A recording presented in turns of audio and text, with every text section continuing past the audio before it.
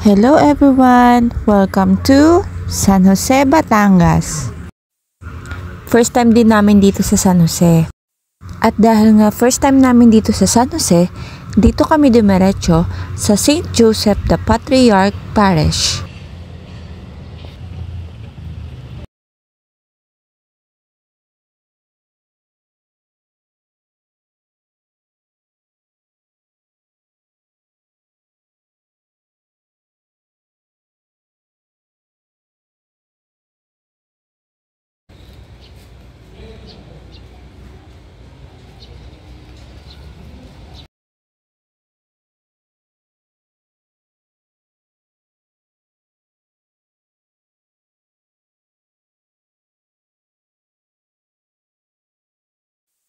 Napakaganda at napaka-peaceful ng simbahan na to.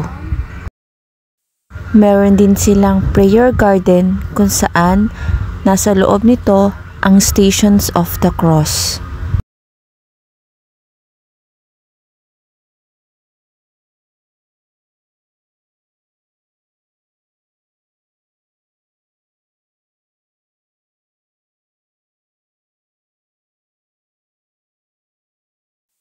Kaya para sa akin, isa ito sa must-visit church dito sa Batangas.